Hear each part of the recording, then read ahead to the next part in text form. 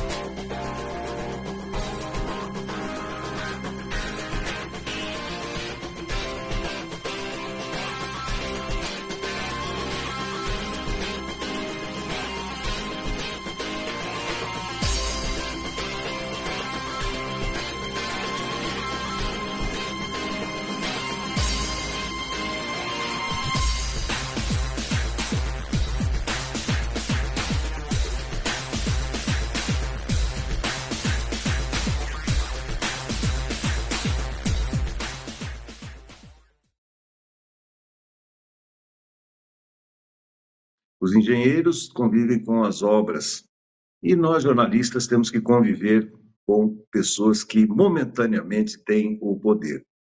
E acentua-se em Limeira um silêncio, entre aspas, ensurdecedor em relação à comunicação da prefeitura.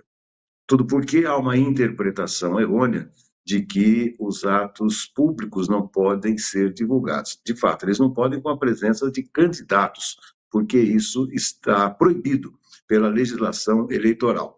O que ocorre é o seguinte: simplesmente do dia para a noite não há mais comunicação nenhuma por parte da prefeitura. E a gente pergunta, o que fazem os vários jornalistas que são contratados, inclusive em cargos comissionados, durante esse tempo? Eles ficam limpando as escrivaninhas, eles ficam ajudando no monitoramento de crianças nas escolas, ou seja, será que eles não estão fazendo absolutamente nada e estão recebendo por isso? É uma grande dúvida. A Secretaria de Comunicação, nos últimos 3 anos, teve uma mudança sensível, porque o seu coordenador, embora seja jornalista, ele é mais um apresentador de atos oficiais do que propriamente um coordenador de comunicação. Uma prefeitura não pode deixar de avisar a comunidade sobre vacinação, sobre algo que seja de interesse momentâneo. E o mais curioso é que a Secretaria de Cultura continua divulgando os seus eventos, ou seja, dentro da lei, dentro daquilo que seja possível. Então, é muita incompetência e, pior que isso tem alguém que manda, tem alguém que comanda, alguém que, por enquanto, aponta o seu dedo para aqueles que sobrevivem e aqueles que devem morrer. É lamentável e é bom que os limeirenses prestem atenção nisso para, quando forem escolher entre a permanência desse atual staff ou a mudança. O Farol de Limeira está no ar.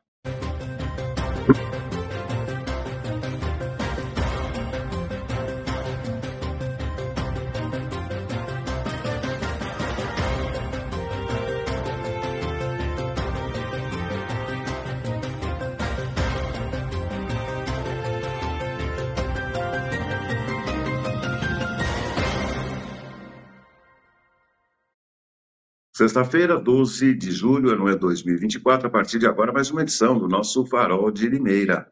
E hoje, lembrando, na metade do nosso programa, no segundo bloco, o nosso debate farol, com a presença do analista político e médico Dr. Renan Félix e também do meu companheiro Antônio Cláudio Bontorim. Aliás, é com o Bontorim que a gente começa o programa nesta sexta-feira. Daqui a pouco eu bato o papo com o Encinas. Bontorim, seja muito bem-vindo. Um abraço, amigo. Um abraço, Beto. Um abraço a todos que nos acompanham aqui pelo Farol de Limeira nesta sexta-feira nublada, né? Nesta sexta-feira com muita neblina. aqui em Limeira, e um clima bem gostoso, diferente daquele que nós estávamos vendo até e sentindo até pouco tempo atrás, né? É realmente uma sexta-feira aí que indica um final de semana para uma feijoada, né? Beleza, é isso aí. Perfeitamente. Bom, Cláudio, saiu aí a primeira confirmação de convenção partidária aqui em Limeira, pelo menos que foi divulgado oficialmente. Você tem mais informações? Beto, é a convenção partidária da Limeiras Bonfrutos, né? Que tem seis partidos: PT, PSB, PSOL, PV, Rede Sustentabilidade e PCdoB, e terá como cabeça de chapa ao cargo de prefeito o empresário petista Sérgio Mitsunaga e tendo seu vice Marco Aurélio do PSB. Para quem não se lembra, Marco Aurélio foi chefe de gabinete do então prefeito Paulo Radiche, né, que tinha o Lima, né, como candidato a vice, que era do PT.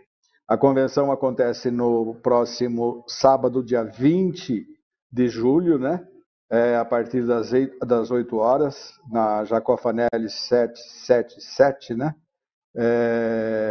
e vai também oficializar, além dos dois candidatos à chapa majoritária, mais 60 candidatos à prefeitura, né? À frente, o Mitsunaga e o Marco Aurélio estão muito confiantes em resultados positivos, né?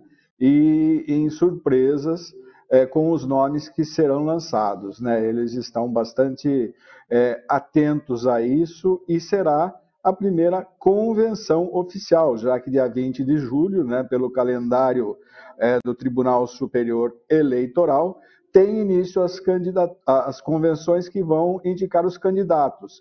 Aí sim poderão ser chamados de candidatos e não mais pré-candidatos. Beto. Você falou candidatos aí à prefeitura, mas acho que são candidatos à Câmara Municipal, né, Cláudio? 60 candidatos à Câmara Municipal, desculpa, 60 candidatos ao Poder Legislativo, né? Tá Que certo. compõem a chapa dessa frente com todos esses partidos, né? De fato, eu errei aqui, peço desculpas, mas o Luiz Henrique Mitsunaga como candidato a prefeito, Marco Aurélio como candidato a vice e outros 60 nomes que serão lançados como candidatos e não mais pré-candidatos a partir de então, né, a vereador. Lembrando que as convenções pelo calendário do Tribunal Superior Eleitoral se encerram no dia 5 de agosto. É uma janela pequena, né, Cláudio? É uma janela curta. Tudo tem que acontecer nesse espaço de tempo, né? Tudo tem que acontecer nesse espaço de tempo, né? E a partir de então, os candidatos, a partir de cada convenção, esses candidatos já não serão mais pré-candidatos, e sim oficialmente candidatos, né?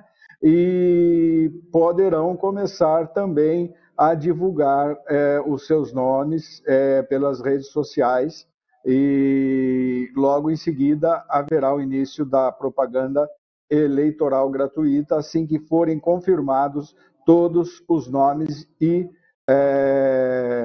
oficializados pelo Tribunal Regional Eleitoral de São Paulo, né, como candidatos sem as implicações legais. Então, teremos aí, logo em seguida, o início das campanhas, né, que terá uma série de eventos que poderão ser feitos até o início, propriamente dito, da propaganda eleitoral gratuita no rádio e na TV. Quer dizer que o PT que encabeça essa chapa, né, através do seu candidato. Você acredita em apoios regionais e até nacionais nessa candidatura, Cláudio? Olha, Beto, eu acredito que pela formação de uma frente, né, que quando for lançado oficialmente não será mais uma frente, mas será uma composição partidária, né? Eu não sei se eles vão se lançar como federação ou não. Acredito que não, né? Acredito que serão partidos que terão seus candidatos independentemente dessa federação. Mas eu acredito que poderá sim ter apoio essa configuração política poderá ter apoio de figuras nacionais, sim, já que nós temos muitas pessoas na região ligadas aos partidos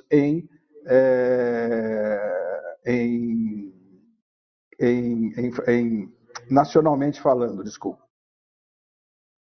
Perfeito. Cláudio, só para fechar, ontem mais uma entrevista do presidente norte-americano Joe Biden e mais duas gafes importantes aí que ele acabou cometendo, né?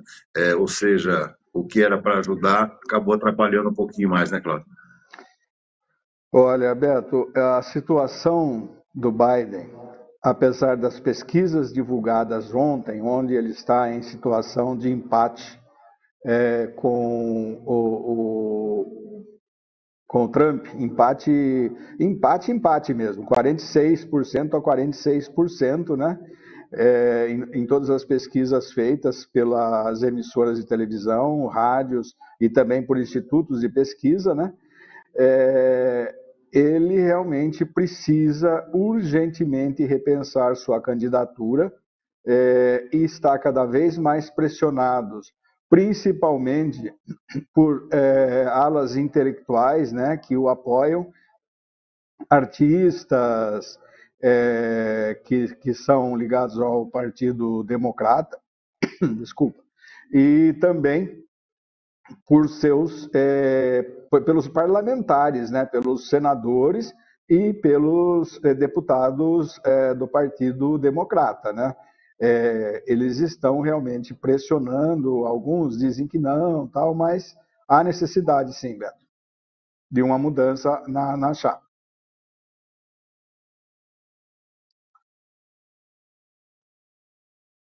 Assuntos com mais profundidade, uma ótima sexta por enquanto e até daqui a pouquinho com a presença do médico Dr. Renan Félix do nosso programa, tá bom? Eu já estou me preparando aqui, né? Daqui a pouco eu troco a camisa verde aqui por questões técnicas, né? Para poder participar do debate Farol. Vou estar na bancada, né? Ao lado do Dr. Renan nesta edição e estaremos aí fazendo um debate realmente sempre bastante interessante e com opiniões divergentes, opiniões convergentes e sempre aquela conclusão, né? A liberdade de expressão acima de tudo. Sem dúvida nenhuma. Até daqui a pouco, amigo. Um grande abraço. Esse é o jornalista Antônio Cláudio Bontorin, que estará comigo daqui a pouco no nosso debate Farol. Vou bater um papo. Olha ele aí, José Antônio Ensina. Seja muito bem-vindo, amigo. Um grande abraço. Outro abraço para você, Beto, e para todos que acompanham o nosso Farol de Limeira.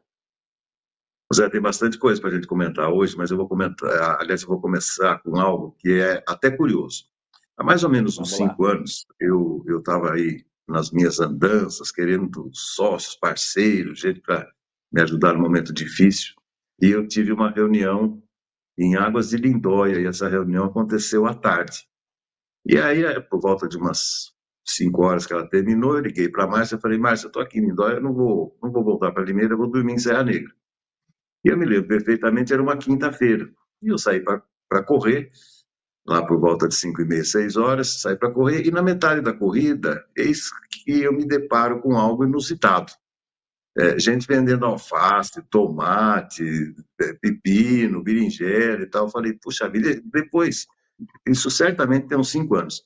E depois, falando com pessoas daqui de Serra Negra, eles me informaram que é uma feira tradicional que já acontece há muitos anos aqui, algo que está acontecendo em Limeira nos últimos meses apenas. E ontem eu convidei a Márcia para conhecer a feira. Ela ficou encantada, né? Porque, de fato, os produtos são muito bons, os preços, então, melhores ainda. Você vê, ontem eu estava pagando tomate, tinha gente vendendo um tomate bonito semelhante àquele tomate italiano por R$ 4. Quer dizer, um preço Ótimo ótimo. preço. Ótimo, ótimo mesmo. A alface estava por volta de R$ 3, mas tinha gente fazendo pacote de alface. Você levava 3 por 5. E aí, olha, Olha, chama Feira Noturna Cultural. Por que cultural? De um lado, tem a feira propriamente dita. As pessoas fazem o comércio de verduras, legumes, etc. e tal. E do outro lado, existe um pavilhão enorme com guloseimas. Então, ou seja, olha aí as pessoas sentam, batem um papo, comem alguma guloseima ali, um espetinho, um cone de pizza, um pastel, enfim. E tinha até um cantor, parece que é algo que também, olha lá, está aí o cantor aí, animando essa feira cultural. Então, Zé, você vê que é o seguinte, além de você comprar produtos frescos, não tem a incidência dos impostos que são cobrados pelos supermercados, além da margem de lucro, ou seja, uma sim, sim. excelente opção mesmo, viu, Zé? Você que é frequentador assíduo de feiras, olha, dá para economizar um bom dinheiro mesmo, viu, amigo? Ah, com certeza, Beto. Eu sempre fui, né, um grande frequentador aí de feiras, porque você, ao chegar ali, né, Beto, você sabe que aquele feirante, alguns deles, não todos, né, Beto, mas alguns deles são os próprios produtores daquele produto ali que você vai comprar, daquela verdura, né, daquele legume, daquela fruta. Eu, por muitos anos, comprei de um feirante, Beto, que hoje ele passou, né, para frente aí o ponto, mas ele era a pessoa que vendia as laranjas ali, Beto, a mandioca, sabe? Todos aqueles produtos ali que ele mesmo cultivava lá no seu sítio, ele vendia ali. E tem outros que ainda continuam fazendo isso. Então, você sabe que aquele produto, Beto, foi produzido aqui na nossa cidade mesmo, né? Aqui na zona rural, e ele traz ali fresquinho, você compra e sabe que vai consumir um produto de ótima qualidade, né? E além disso, o preço ainda muitas vezes é inferior àquele que você paga num supermercado. E o supermercado, Beto, ele compra em grandes quantidades, né? Às vezes pode demorar aí 2 ou 3 dias para aquele produto que foi produzido aí numa outra cidade, talvez distante daqui, até chegar a Limeira, né? No caso para nós aqui, para a gente comprar lá no mercado. Enquanto que quando você está comprando de um produtor aqui local, Beto, ele só vai trazer o produto do sítio dele para vender aqui na sua barraquinha, né? Ou seja, um produto que muito mais fresco, né? Um produto que com certeza vai lhe trazer aí muito mais benefícios, né? Você vai comprar ali um pezinho de alface, Beto, que às vezes, como você falou, bem mais barato, e aquele alface que praticamente dura a semana toda, né? Tão grande que é esse pé de alface. Então, realmente é muito legal. E ter essa oportunidade no período da noite, né, Beto? Para aquelas pessoas que trabalham durante o dia não têm essa oportunidade, é muito legal. E agora parece que aqui em Limeira isso está pegando também, né, Beto? Tá? Estamos tendo aí a cada 15 dias a feira ali no Parque Cidade, à noite, né? E depois, na mesma semana, na quinta-feira, em frente ao Limeirão. E também, assim como você teve essa sua feirinha aí lá aí em Serra Negra, aqui também estão vendendo essas guloseimas, né, Beto? Pastéis, Isso, yakisoba e vários outros produtos estão sendo comercializados também aí à noite, o que faz com que as pessoas se reúnam, né? Montem ali umas barraquinhas com cadeiras, mesas, ou seja, vira uma feirinha aí cultural, né? Com as guloseimas, com comidas, a pessoa acaba indo até lá, nem precisa jantar depois, né, Beto? Porque já comeu algumas verdade. coisas ali, está levando umas verdurinhas frescas para casa, ou seja, é uma ótima pedida, Beto. Bacana. Eu estava falando em comunicação, né? Na ausência de comunicação. A prefeitura que coordena essa feira em Limeira. Quer dizer, eles entendem que não podem divulgar mais nada e não divulgam mais quando será a feira, que horas, em que lugar, né? Quer dizer, olha o desserviço que a Secretaria de Comunicação está prestando para a população por uma interpretação errada da lei. É triste, né, Zé? Lamentável. Com certeza, é equivocada, né, Beto? Como você Isso, disse, equivocado. você não equivocada, você não pode deixar, Beto, de informar sobre a vacinação que continua sendo feita, sobre os plantões aí aos sábados. Olha só quantas pessoas você vai deixar de informar que ela pode ir lá, que chegou determinada vacina, que ela pode vacinar o filho. Ou seja, é muita desinformação, Beto. Não pode. Eles têm que separar o que seria ali uma propaganda política, né, do que é informação básica para a pessoa que reside na cidade, né? Ela quer essa informação. Você mesmo disse, né? A Secretaria de Cultura, ela divulgou ali uma programação mensal, mas ela também, no site da prefeitura, não está divulgando mais nada, né, Beto? Ou seja, está tudo paralisado. O site da Câmara e site da prefeitura estão sem informações. Como você falou, as pessoas que trabalham lá vão ficar aí 3 meses sem publicar nada, sem divulgar nada, limpando escrivaninhas. Concordo com você, está errado. Eu acho que eles têm que rever isso quanto antes e passar as informações necessárias aí para a população, que independentemente de política, Beto, que não vão interferir na eleição, vão apenas beneficiar os moradores de Limeira. Mas você sabe que existe um outro componente interessante, né? Quem já viu Guerra nas Estrelas, viu Darth Vader, né? E quando alguém se insurgia contra ele, ele apontava o dedo e desintegrava a pessoa, né? Matava imediatamente. E dá a impressão que eles têm tanto medo, né, do atual alcaide de Limeira, que ninguém chega a questionar uma ordem que ele dá. Então, quer dizer, medo de sei lá do quê, medo de perder o cargo, medo de ser fuzilado, medo de ser preso, não sei tanto medo que tem. Mas é uma coisa impressionante. Quer dizer, isso aí compete a uma avaliação jurídica, em primeiro lugar, não é uma avaliação pessoal. Olha, você tem que continuar, você faz isso, até aqui você pode, isso você não pode publicar. Há uma orientação jurídica. Depois, o jornalismo vai se adaptar, evidentemente, àquilo que foi determinado, né? Mas realmente Viu, lamentável. Beto? Bom, É, Zé, tem outras O coisas. Cláudio só para complementar essa informação, Pois Beto, o não, pois Cláudio não. tá informando aqui, né, que a Câmara ela está encaminhando aí release, né, Beto? Talvez aí por e-mail. Porém, elas não estão citando os nomes dos vereadores, né, propositores aí das leis, dos requerimentos. E já a prefeitura, o Cláudio disse que nem informações de utilidade pública divulga mais isso que a gente acabou de comentar, né, Beto? Então, tem essa Aliás, diferença então, aí. A Câmara, pelo menos, está encaminhando aí. Eu não recebi, Beto, então eu não sei, talvez vocês aí, em nome da tribuna, tenham recebido, mas eu não estou recebendo nem da Câmara e nem da Prefeitura. não, da prefeitura zero. Inclusive, a Câmara mandou ontem uma matéria muito bem feita, tecnicamente muito bem feita, dando conta da abertura de uma CPI contra a própria prefeitura. Só que não citou o nome de Sim, ninguém, não citou o nome do presidente da Câmara, dos vereadores que compõem essa CPI. Tecnicamente, foi uma informação relevante, de interesse, afinal de contas, é sim, uma sim. CPI, no curso do processo eleitoral, sem citar o nome de ninguém. Pronto, acabou, né? Sem problema Perfeito, nenhum. perfeito. Aliás, essa Verdade. matéria já está no portal da Tribuna de Limeira. Eu também vou Ah, reproduzir no Farol também, viu, Beto? Já peguei a beleza. informação que você postou e já estou colocando aqui nas redes sociais aí do Farol de Limeira também.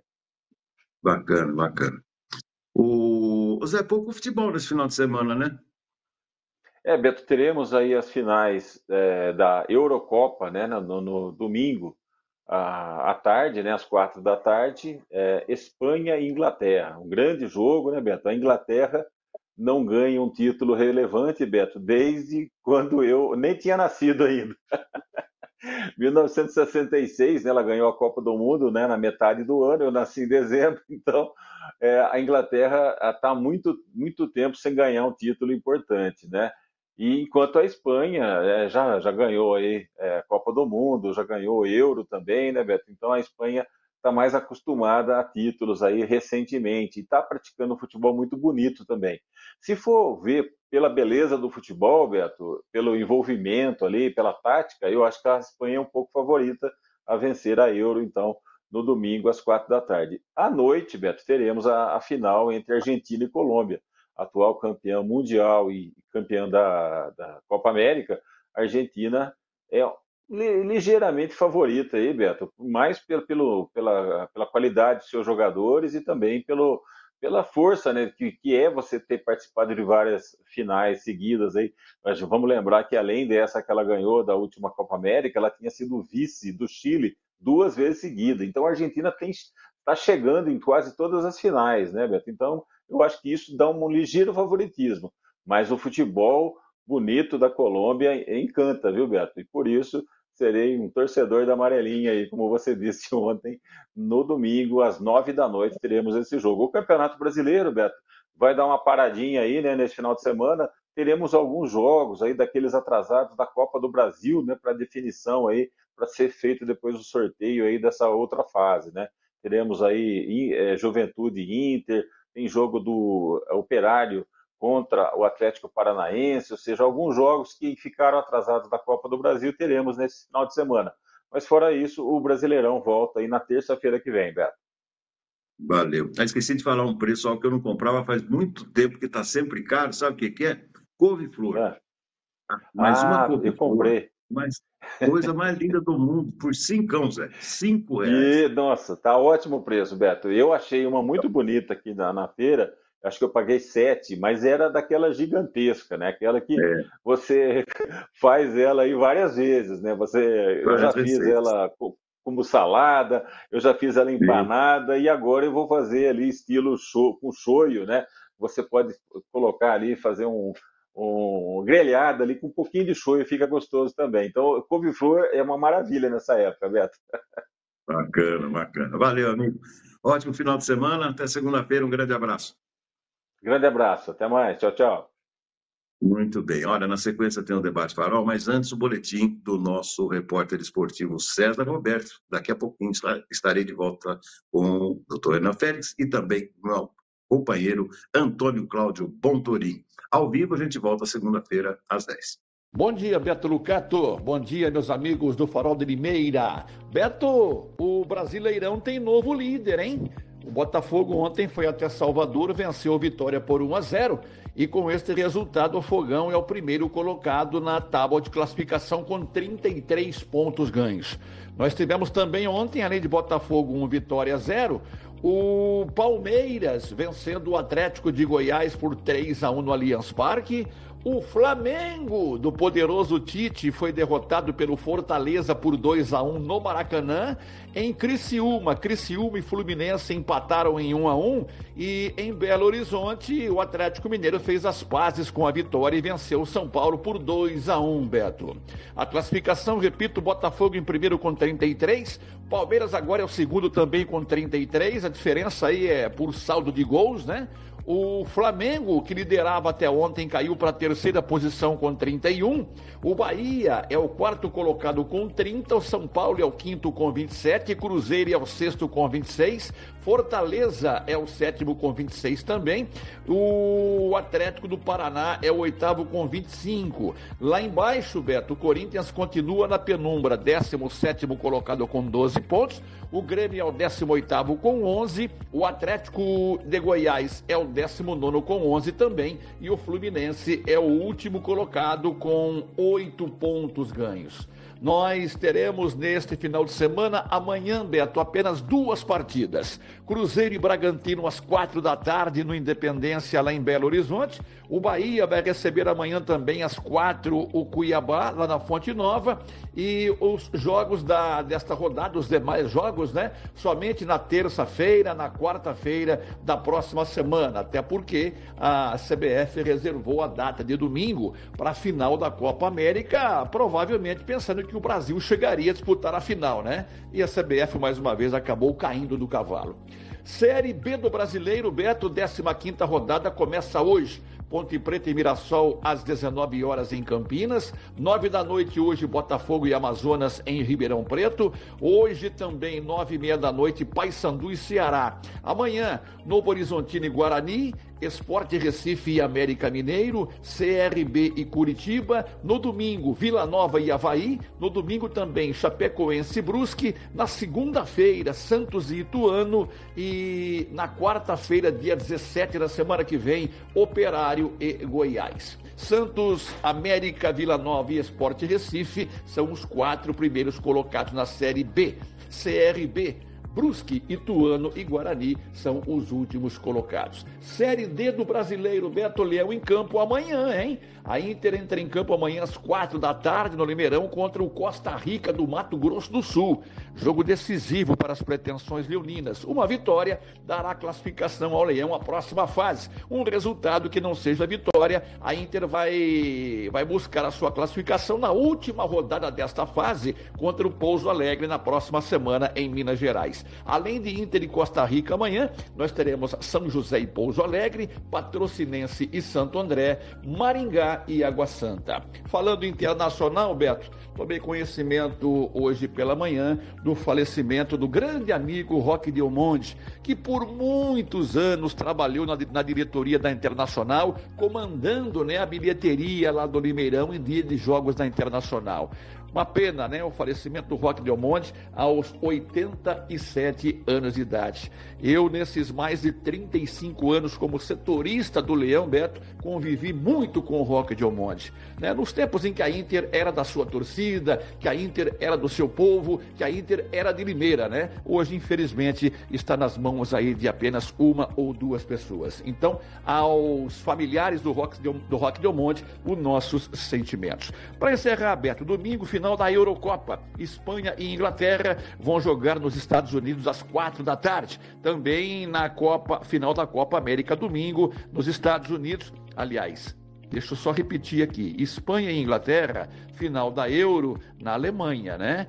A final da Copa América, domingo, às 9 da noite. Argentina e Colômbia lá nos Estados Unidos. É isso aí, são as informações do esporte nesta manhã fria de sexta-feira, sempre em nome de Vitória Contabilidade. Escritas fiscais, contabilidade em geral e imposto de renda, eu indico Vitória Contabilidade. Rua Argentina 437, no Jardim Santana, telefone 3453-2681. Um grande abraço, Beto, boa sexta, bom fim de semana para todo mundo e até segunda, se Deus quiser.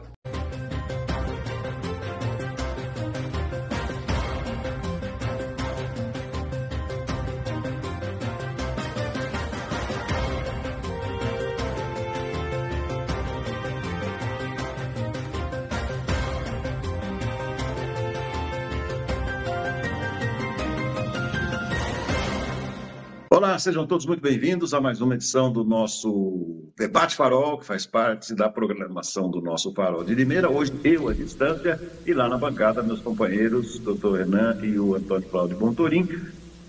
Começo saudando o doutor Renan Pérez, analista político e médico, mais uma vez conosco. Bem-vindo, doutor Renan. Bom dia, Beto. Bom dia a todos que nos assistem, nos escutam. Bom dia, Cláudio. Hoje, como sempre, uma honra e um privilégio estar aqui com vocês. Bacana. Meu companheiro Antônio Cláudio Bontorim, bem-vindo, amigo. Um abraço.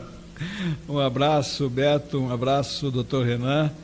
Um ótimo dia a todos que estão nos acompanhando agora pelo Debate Farol e que nós possamos, de fato, levar opiniões e levar informação ao nosso público, né? Informação sempre interessante e informação com muitas opiniões favoráveis, contrárias e sempre respeitando, como é o nosso lema aqui, o direito e a liberdade de expressão.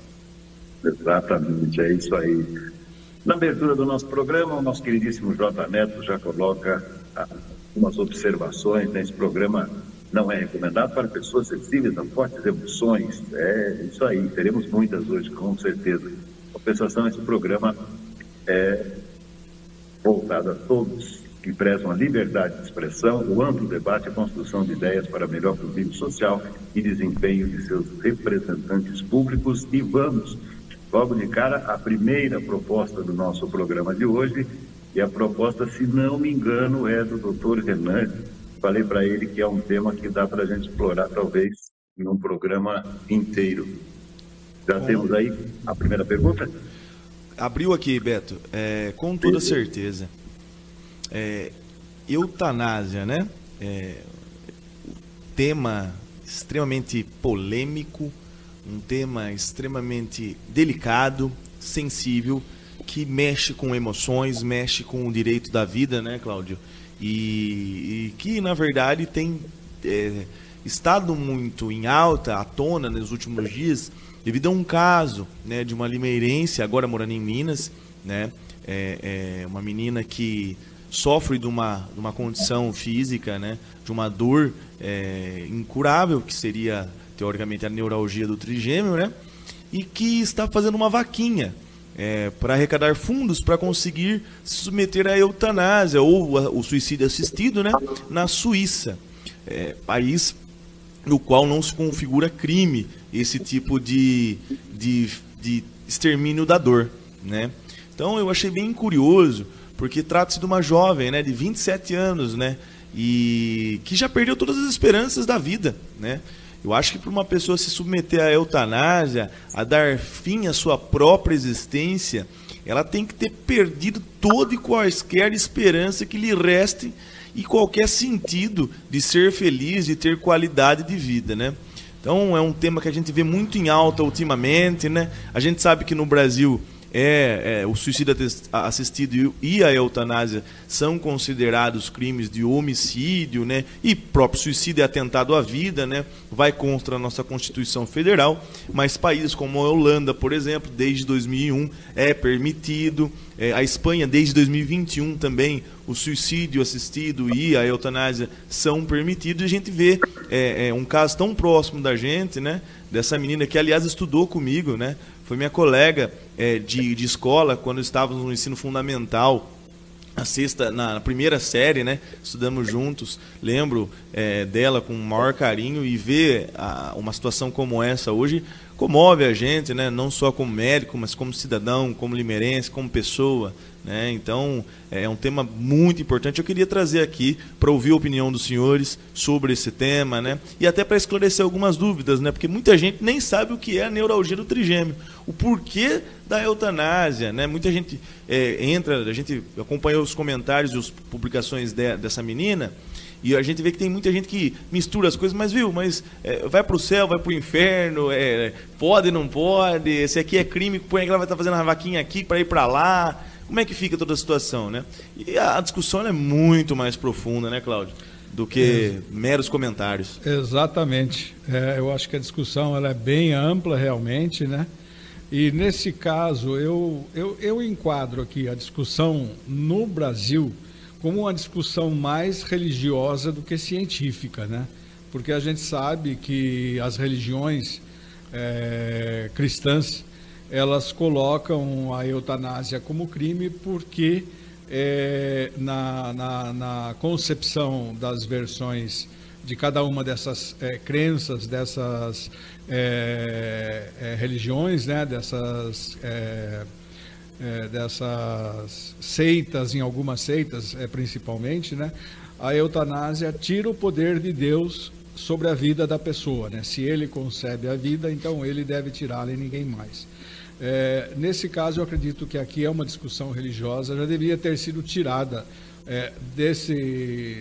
dessa vertente religiosa, já deveria ter ido para o Congresso, já deveria ter sido aprovada essa lei da eutanásia, porque nós sabemos que tem muita gente em camas de hospitais ou mesmo em home care, né, que não tem mais condições, estão vegetando e poderiam ter essa condição de descanso.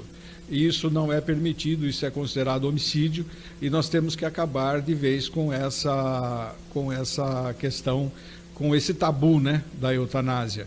E lembrar que essas pessoas que estão vegetando em seus leitos ou nos home cares da vida, né, nas casas onde tem toda a estrutura hospitalar ou nos hospitais, precisam de um descanso e não conseguem mais, não tem mais como se recuperar. Então fica aquela questão, mas a pessoa está em coma há 20 anos, será que amanhã ela não se recupera do coma? Não, ela já está naquela situação e é praticamente impossível uma pessoa de 10, 20 anos ou até um pouco menos sair de um coma se ela está já em estado vegetativo, né? Então eu particularmente sou favorável à liberação da eutanásia em todos os seus sentidos, do suicídio assistido, tal, né? Porque é um direito de cada um. Quando a pessoa sofre, nesse caso, essa jovem, eu acho que ela tem direito a esse descanso. Se a dor é insuportável, como os médicos dizem, né, e o próprio Dr. Renan estava conversando aqui comigo antes da gente entrar no ar sobre esse tema, eu acho que ele poderia explicar um pouco o que é essa neuralgia do trigêmeo, né, para a gente entender o que é essa dor. Mas eu acho que a eutanásia já está na hora dos países, e vários países, todos os países que têm esse embate ainda por questões religiosas, ir para o Congresso e aprovar essa legislação de uma vez por todas. Vamos à explicação antes dessa síndrome, doutor, por gentileza? Vamos. Eu ia pedir a palavra justamente agora para poder explicar melhor, né, sobre o que se trata, para a gente ter um pouco mais de embasamento para discutir. Vamos começar pela síndrome neuralgia do trigêmeo, né?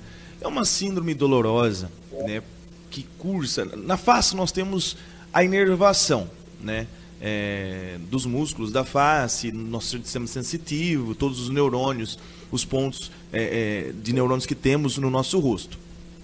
E nós temos pontos de saída no nervo trigêmeo, né? Então, aqui existe um ponto e do outro lado existe outro ponto. O que se trata a neuralgia do trigêmeo? Neuralgia nada mais é do que a dor do nervo.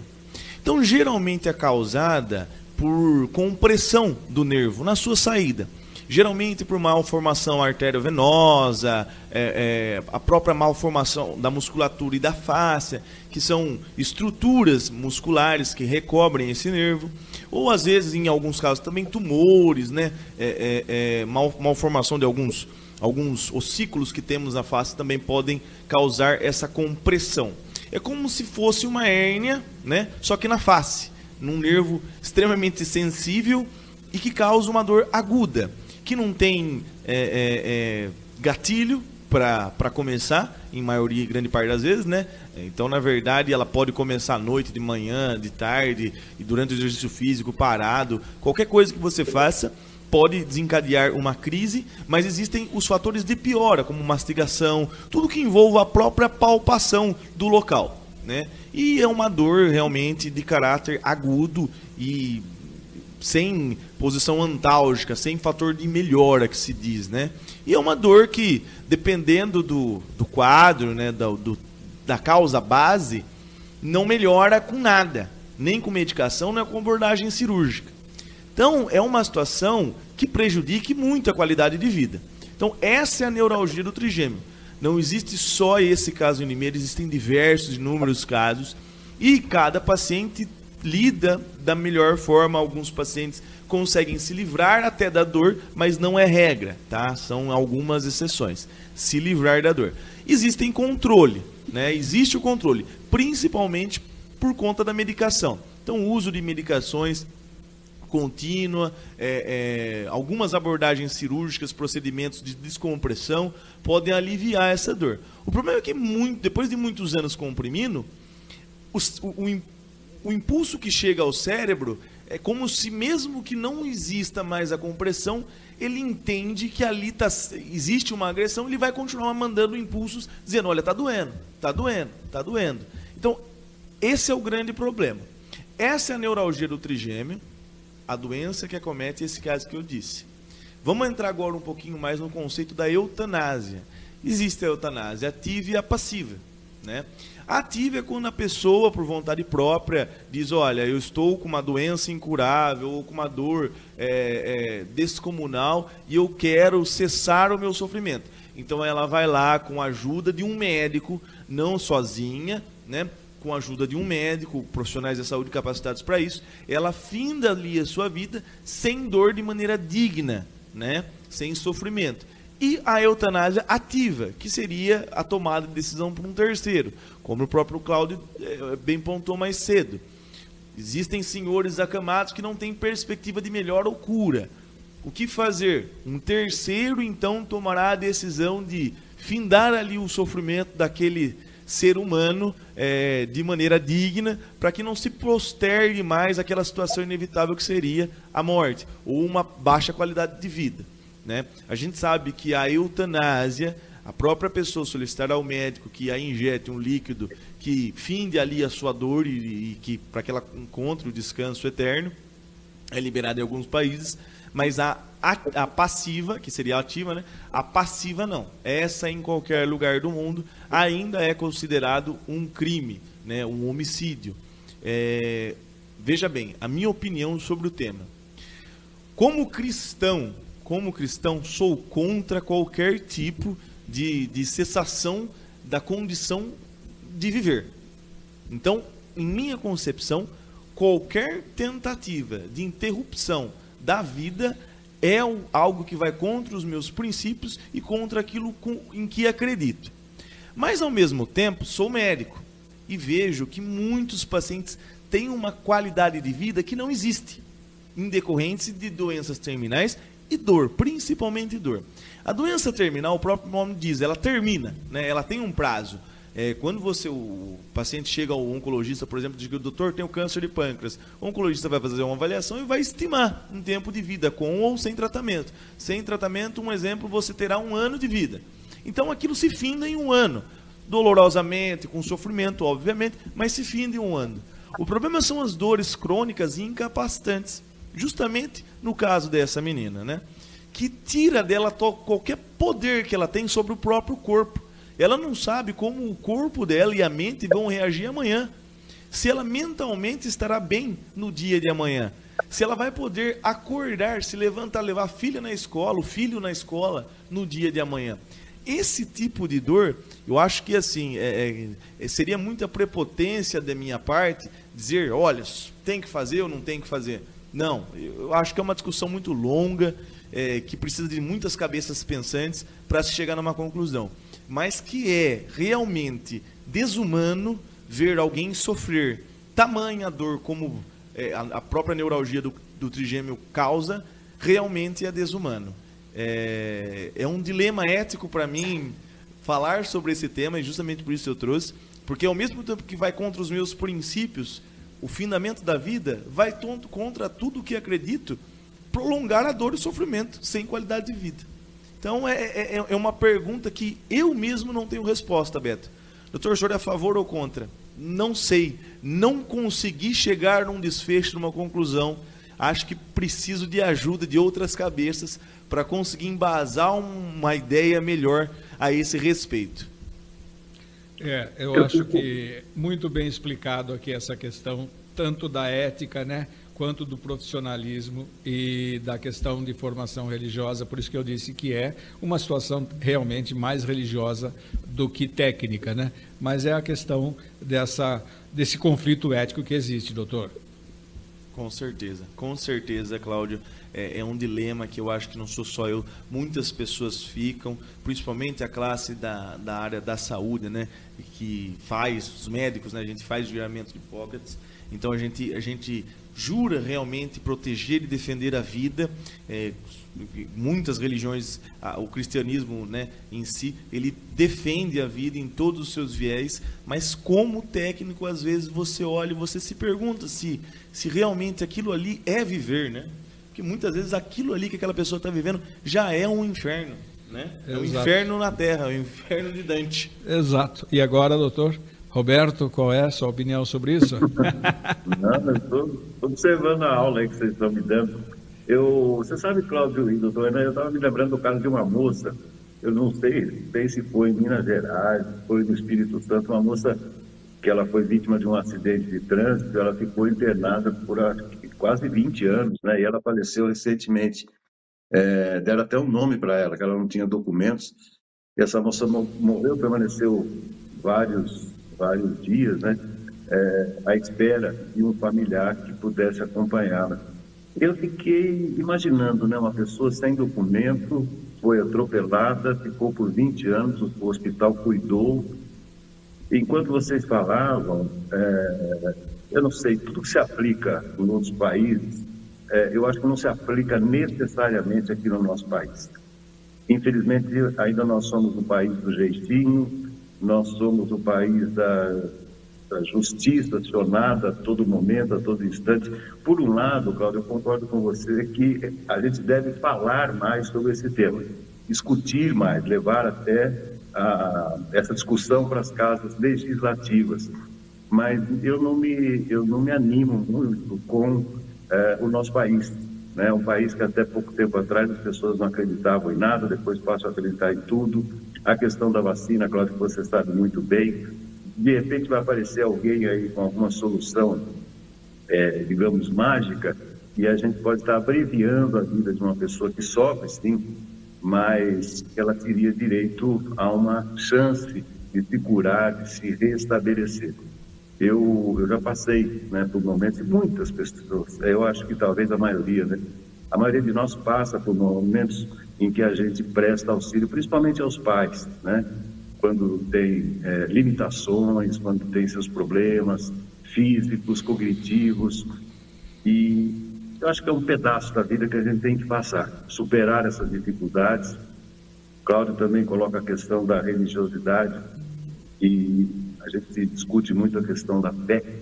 Muita gente hoje fala em fé. Eu já fui mais, digamos assim, crente, né? Hoje eu estou um pouco mais, não distante, mas um pouco mais desanimado com muitas coisas.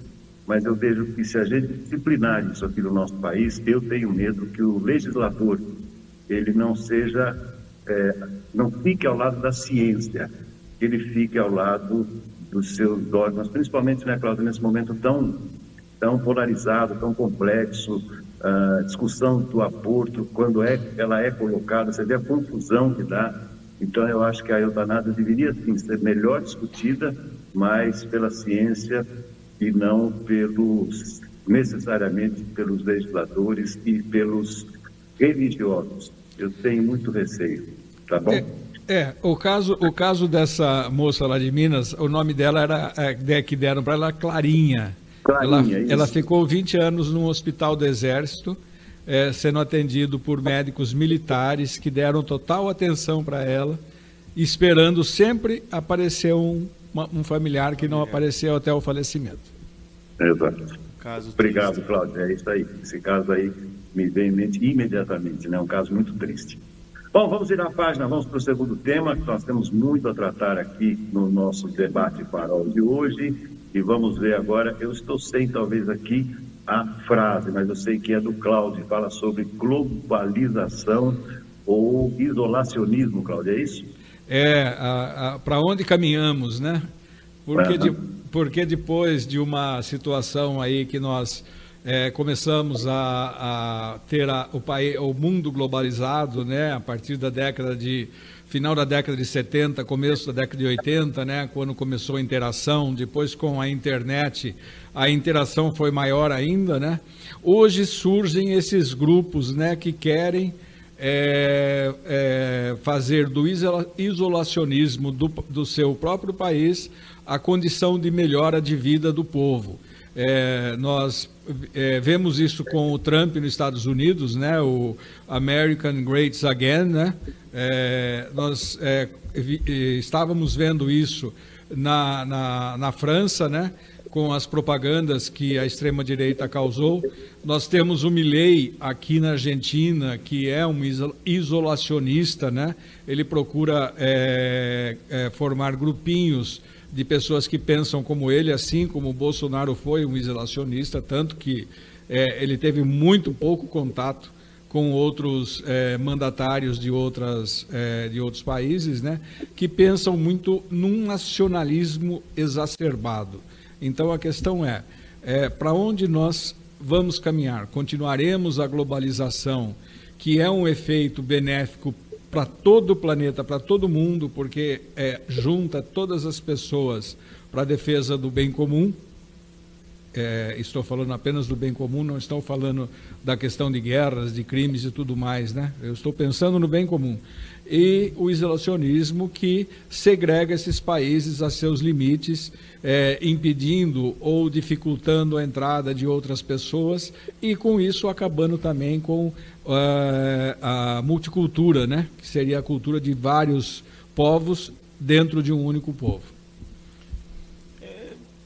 Isolacionismo ou globalização, se me permite, já vou pegar o gancho do Beto aqui, Dr. Roberto, do Cláudio, perdão, para falar sobre esse tema, né?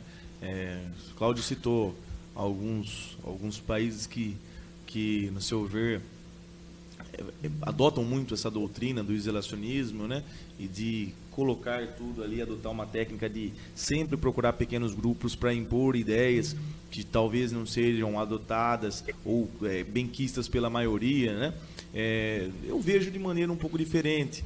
Eu vejo que talvez as pessoas estão começando a entender que se cada um cuidar do seu quintal, do seu gramado, talvez todos os gramados sejam verdes. Sabe aquela frase de a grama do vizinho é sempre mais verde? Mas a dele é mais verde do que a minha porque eu estou sempre olhando a dele e cuido pouco da minha. Talvez, se a gente começar a cuidar do nosso país em primeiro lugar, como, no meu ponto de vista, alguns desses citados estão fazendo, eles estão colocando o país deles, a terra, o povo deles em primeiro lugar. Não em demérito dos outros, mas colocando a sua gente como a sua prioridade, né? Cuidar de casa primeiro, para depois cuidar dos outros. A gente vê isso muito acontecendo com diversos países, inclusive o nosso país,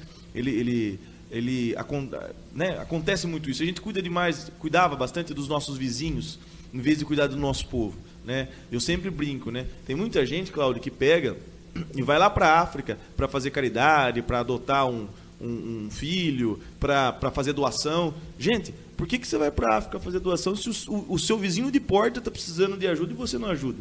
Então, penso que seja mais nesse sentido. A globalização, ela veio, sim, é uma realidade hoje em dia, tem seus lados positivos e tem seus lados negativos. A globalização trouxe com ela inúmeras consequências.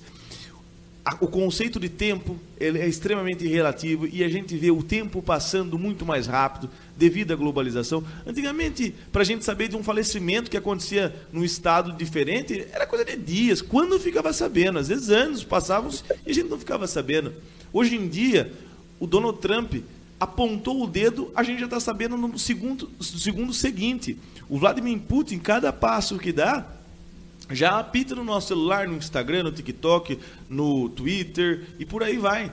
Então, a globalização ela traz seus benefícios e traz também seus malefícios. E traz muito isso, da gente ver sempre o outro, analisar sempre o outro. Mas eu tenho que pensar no que o outro vai pensar, no que o outro vai falar, de como isso vai impactar no outro. E isso é empatia. Isso, o bom senso impera em qualquer lugar. Ele é sempre bem-vindo. Mas acho que a gente precisa cuidar um pouquinho mais da gente mesmo, da nossa vida, olhar para dentro de casa, deixar um pouco o outro país, o Instagram do outro, a rede social do outro, que o outro vai pensar, de lado, para que assim você seja a prioridade na sua vida. O seu povo, a sua vida, o seu país, a sua pátria tem que ser a sua prioridade. Então eu entendo que não é bem um isolacionismo que vem aumentando. Eu acho que é a própria consciência de que se a gente cuidar mais da gente e menos dos outros, mais felizes seremos. Porque se a gente depende da globalização, a gente vai lá para a guerra da Ucrânia e esquece da nossa cidade, nossa querida e amada Limeira, por exemplo. Pode falar, depois eu complemento. Tá, não, eu queria acrescentar, eu estava me lembrando aqui, eu estava com a Márcia, com o Giovanni, com a Fabiana, nós estávamos exatamente no hotel onde foi criado o Mercosul. Isso foi em Minas Gerais, na cidade de Ouro Preto. Tem uma placa bonita lá, com o nome de todos os presidentes e tal. Cláudio, doutor Renan, nós não conseguimos fazer globalização no Cone Sul. E agora há um debate interessante, né? De se acrescentar no Mercosul países como Bolívia, como Colômbia, eventualmente o Chile. O Chile não pode entrar, e o Chile não entra, sabe por quê? Porque o Chile tem acordos bilaterais com vários países, todo mundo, nos quais, se ele entrar no Mercosul, ele perde esses contratos. Então, aí o que acontece? Entre o Chile entrar para o Mercosul e ficar de bem com a União Europeia, com os Estados Unidos, com a Ásia, eventualmente, ele manda o Mercosul ficar quietinho e ele cuida da própria vida. Só para resumir, eu acho que existem diferenças culturais colossais. Aqui na América do Sul, né? Não precisamos ir na Europa, não precisamos ir para a China, para o Japão, para a Ásia de uma maneira geral. Você vê o que acontece nesses países, uma proteção cultural muito grande E em matéria de globalização, Cláudio e doutor Renan, quem fala mais alto é o dinheiro, é o interesse comercial, são os lobbies dos grandes empresários que ditam as normas da globalização. Eu acho que a imposição cultural nos países ela é sempre muito perigosa e normalmente não dá certo, porque os países têm uma maneira própria de ver o desenvolvimento, principalmente da sociedade. Estou descrente com o nosso país, eu sempre fui descrente, porque aqui é o país onde os privilegiados continuam cada vez mais com privilégios e aqueles que são trabalhadores humildes, são pessoas honestas, são motoristas de aplicativo para sobreviver, né? E existe um abismo colossal entre ricos e pobres no nosso país. Então, para fechar, para amarrar tudo isso aí, a globalização ela está muito mais relacionada, na minha modesta opinião, a interesses comerciais do que propriamente interesses ideológicos. Olha, a questão do isolacionismo que eu tratei aqui é a questão de cada um tentar se fechar de uma forma como uma ostra, e está acontecendo isso em muitos lugares. Não é apenas a questão de cuidar do seu quintal primeiro para depois ver o quintal do outro. É dar o exemplo no seu quintal e também seguir exemplos positivos em outros quintais. Isso que nós temos que entender. A globalização, no meu entender, não é apenas uma globalização comercial de interesse financeiro. Ela é uma globalização que traz junto consigo um desenvolvimento geral, um desenvolvimento de forma também de toda a cultura, para que nós assimilemos e para que os outros assimilem, para que não haja brigas, para que não haja discussões, justamente porque nós pensamos diferente de outros países, respeitando cada um a sua cultura.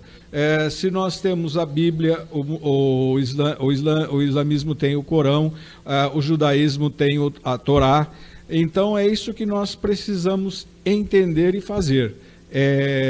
Cada um aprender um pouco mais sobre a cultura do outro e respeitá-la, sem, contudo, isolá-la de forma que ela fique completamente fora de qualquer situação. Nós vemos aí que precisamos sim atender situações, porque uma grande nação, quando ela tem muita pobreza, ela vai continuar sendo pobre se as nações ricas não tiverem condição ou não tiverem interesse em ajudá-la. Então você vê hoje o que acontece com a África, por exemplo, o que acontece com muitos países no Oriente Médio, justamente porque esse isolacionismo é muito mais prejudicial que a globalização. Se o Donald Trump estivesse aqui no meu lugar, Cláudio, ele ia olhar para você depois dessa conceituação, iria dizer assim: você está despedido. Com certeza, não tenho nem dúvida disso. Você está despedido, tá bom.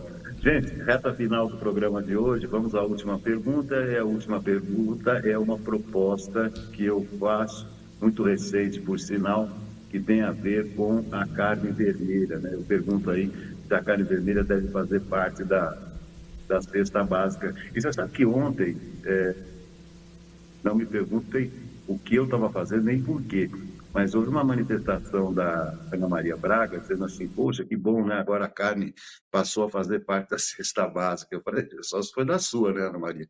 Porque ela vai falar de proteína, né? E a gente sabe que existem outras formas de proteína. Por que eu estou propondo isso? E eu juro, serei breve nas minhas considerações. O novo imposto de valor agregado, o IVA, estabeleceu alíquotas diferentes para vários produtos, e houve uma polêmica danada, porque o presidente Lula insistia muito para que a carne ficasse de fora, não fosse sobretaxada, e os deputados aprovaram essa medida. Claro, vai ainda para votação no Senado, pode voltar para a Câmara, enfim, tem muitos trâmites ainda. Eu queria chamar a atenção de vocês pelo seguinte: os irmãos os irmãos Batista, o Joesley e o Wesley, que são proprietários de uma das maiores cadeias produtoras de carne do mundo, e têm recebido o prestígio quase que imediato do presidente Lula.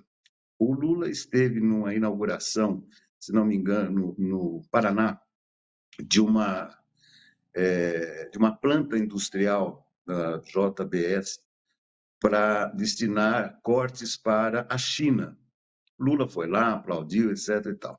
Recentemente, o Lula também esteve numa inauguração desse mesmo grupo JBS. Eu não quero insinuar, já insinuando, mas por trás do interesse do Lula de colocar o bife ou a picanha na mesa do pobre, como ele gosta de falar, eu vejo uma aproximação do grupo JBS com o presidente Lula, no mínimo estranha.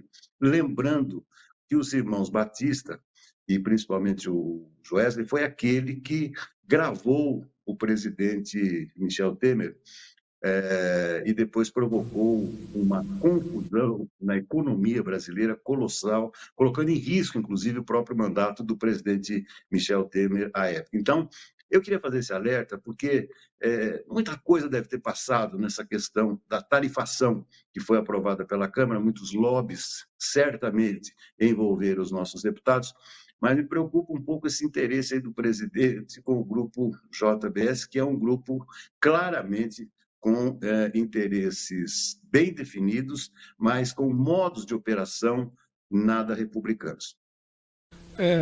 Deixa eu só, para fazer uma abordagem rápida aqui, né? Na realidade, o projeto que foi aprovado e que tinha vindo do Planalto não zerava o imposto da carne. O Haddad não queria de forma nenhuma zerar o imposto da carne para a cesta básica. Queria que continuasse com o valor que estava, né? Então, quem provocou essa mudança aí foi a bancada do agro e depois os outros partidos, tanto o partido do Bolsonaro quanto o PL e o PT também embarcaram nessa e votaram favoravelmente a essa regulamentação. Na realidade, é a regulamentação da reforma tributária que já foi aprovada na Câmara, né? E incluiu as carnes, né? A carne vermelha, a carne suína, bovina, peixes e a carne de aves. Ficando de fora alguns espécimes, né, como bacalhau, lagosta, entre outros, da área de peixes e das carnes vermelhas também, né? Então, quem provocou essa polêmica toda foi a bancada do agronegócio, a bancada ruralista, né? E o Lira, para não ter uma derrota, porque ele sabia que se ele tentasse impedir, ia ser votado, ia ser aprovado essa alíquota zero, né, da carne, ele acabou cedendo e acabou sendo aprovada a regulamentação da reforma tributária, que agora vai para o Senado. Coincidentemente, né, como ele vem fazendo ultimamente e se gaba diariamente de que é o deputado que mais vota contra o Lula, o Miguel Lombardi votou contra a reforma tributária e votou contra a regulamentação, né, dessa reforma tributária. É um dos que votaram contra. Mas foi aprovado, agora vai para o Senado e depois vai para a sanção. O que foi aprovado é a regulamentação daquela reforma que já havia sido aprovada, né, com alguns impostos seletivos, né, como da bebida, cigarros, tentaram colocar armas, mas a armas saiu fora, ficou na alíquota normal, e o imposto do pecado, né, que foi agregado, que é o imposto de jogos e de alguns outros produtos, como o carro elétrico, por exemplo, que está nesse imposto do pecado. Agora, o interesse do Lula pela JBS, isso é uma amizade antiga já, né? Os irmãos batistas tentaram, de fato, conseguiram desestabilizar o governo Michel Temer, que só não foi empichado porque ele tinha o apoio praticamente das todas as bancadas, menos do PT, lá dentro do Congresso, né? Eu tenho uma frase só para dizer sobre essa aliança entre o atual presidente do Brasil, Luiz Inácio Lula da Silva e os irmãos Batista, né? Reproduzir o vídeo do Alckmin, né? Então, o ladrão sempre volta, né, para olhar novamente se a casa tá limpa, né? Volta à cena do crime. Então, essa história vai se repetir novamente. É uma insatisfação muito grande ver novamente o que nós vimos alguns anos atrás se repetir, né? Justamente com as mesmas pessoas, os mesmos personagens. A novela só foi reescrita um pouquinho mais para frente. Então, de informação nova a acrescentar, eu não tenho nenhuma, mesmo que o Cláudio disse sobre a PL. Realmente, o PL foi um dos partidos que votou a favor dessa regulamentação. Realmente, o partido do atual presidente Jair Messias Bolsonaro, né, e realmente foi regulamentado, e agora sim vai ter essa alíquota zero sobre a carne, para que as pessoas que não ganham os exorbitantes salários, como os ministros, deputados, presidentes, governadores e tudo mais, né, tenham também a oportunidade de ter de vez em quando a carne vermelha na mesa, que a gente sabe que isso não é a realidade da maioria dos brasileiros, que a realidade dos brasileiros hoje em dia é arroz e salsicha muitas vezes, né, que é o que tem, o que sobra o dinheiro para comprar. Mas a questão da amizade dos irmãos Batista com o atual presidente Lula como diz um amigo meu, é rolo. Eu só não gosto desse termo do ladrão volta à cena do crime. Eu acho que esse termo ladrão é complicado. A gente não pode enquadrar esse tipo de coisa, né? De chamar o Lula ou o JBS ou de ladrão. Eu acho que a gente tem que fazer as críticas, mas às vezes tem que tomar cuidado na palavra que usa, né? Porque senão a situação fica muito, muito estranha, né? Mas é assim mesmo. O poder e o lobby é muito grande nesse sentido, né? A maioria do PL votou contra o projeto. Só os deputados que entenderam que poderiam, que entenderam o benefício da medida, né, de zerar a alíquota da carne, votaram a favor. E, como eu disse, o nosso deputado votou contra, né? Agora é regulamentar esse projeto e ver o que vai dar.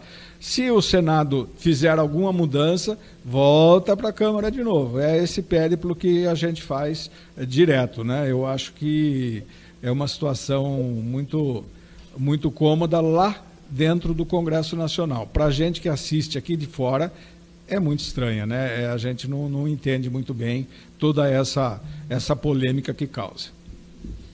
Perfeito. Chegamos ao final. Só uma rápida observação, assim como fazem alguns jornalistas, eu não gosto muito desse nome, imposto do pecado. Pelo seguinte, imposto do pecado taxa hábitos, produtos e serviços que são acessíveis à população. Você não pode chamar de pecado um sujeito que tome uma cerveja, porque senão daí tem muita gente, inclusive lá no Planalto, que seria um pecador consumado, né? Eu não gosto muito desse nome, eu prefiro usar imposto seletivo. E pecador sofisticado, hein? Pecador de colarinho branco. Não é só cervejinha, não. É bebidas sofisticadas, né? Não, é só para registrar. Eu não gosto muito desse nome, não, porque eles criam, né? Jargões, chavões, inadequados para nomear determinadas atitudes. Tá bom. Gente, passando da hora aqui, mais uma vez, doutor Renan, muitíssimo obrigado pela contribuição. Prazer é todo meu. Até semana que vem, Beto. Até semana que vem, Cláudio. Até a semana que vem, um grande abraço, uma ótima sexta-feira a todos, né? E para nós até segunda-feira no Farol novamente, né, Beto? Até segunda no Farol. Finalzinho do nosso programa, a observação, né? E a democracia não é apenas uma conquista social, mas uma forma de acreditarmos em justiça e igualdade diariamente. A todos, o nosso muito obrigado. Segunda-feira estarei de volta ao vivo no Farol de Limeira, às 10. Até lá.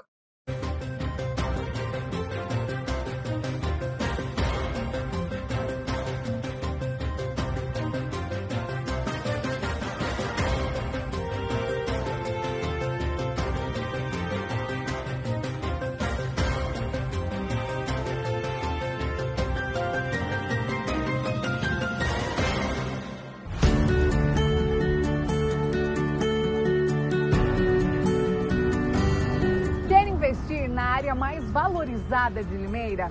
Esse é o Cidade Universitária 2. Todo o sucesso do Cidade Universitária 1, agora em seu segundo e último módulo.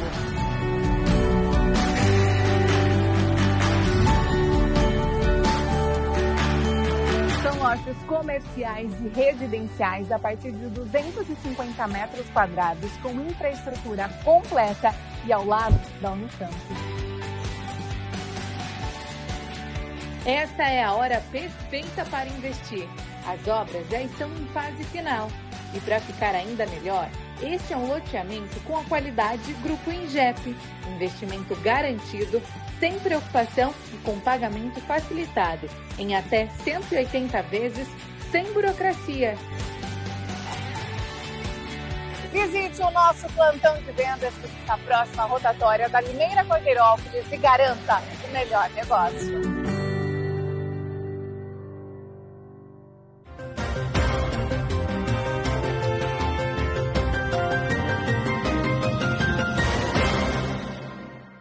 Eu gostaria de falar hoje rapidamente sobre 3 assuntos que mostram para mim como a hipocrisia e o politicamente correto estão destruindo as noções básicas de ética moral da civilização ocidental.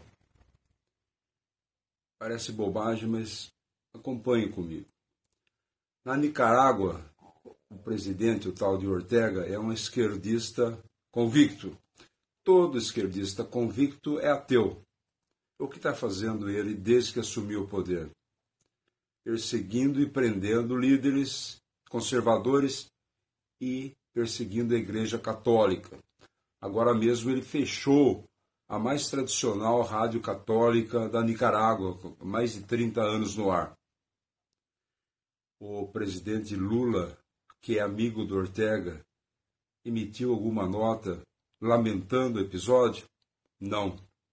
A CNBB, Conferência Nacional dos Bispos do Brasil, que parece que está seguindo a cartilha do Lula, criticou a atitude do Ortega contra a Igreja Católica.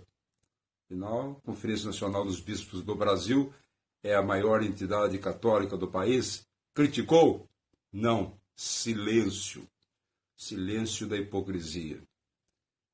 Aí vamos para o lado doméstico. O Brasil fervilhando, denúncias contra o ex-presidente Bolsonaro, questão de joias, essa reforma tributária que ninguém entende como vai ser, mas dá um temor muito grande que vai mexer no bolso do povo. Muitas coisas acontecendo no país, mas sabe qual a notícia que mais é vista nas redes sociais? A gravidez da tal cantora Isa, e ela rompendo com o seu namorado porque ele, um jogador de futebol, porque ele atraiu. Isso daí dá mais ibope, a gente mais preocupada com isso do que com os problemas do país e os problemas locais, que tem eleição municipal, e era isso que nós deveríamos estar todos discutindo em nossas cidades. E aí, para encerrar a cereja do bolo, o técnico do Palmeiras ontem à noite, depois do jogo em que a equipe venceu seu adversário, defendendo seus jogadores, falou assim: olha, nosso time não é um time de índios, não é um time desorganizado. Pronto, lá vem a Globo, sempre a Globo, falando que foi uma fala xenófoba. Aí cita o Código Civil, fala que isso daí pode dar da cadeia, porque preconceito, quando isso é uma expressão do futebol, expressão normal do futebol. Mas o politicamente correto faz esse tipo de cerceamento de expressão, querendo colocar todo mundo dentro de uma caixinha. Nós estamos vivendo um mundo hoje muito hipócrita e, lamentavelmente, dentro de um politicamente correto que cerceia a liberdade de expressão de muita gente.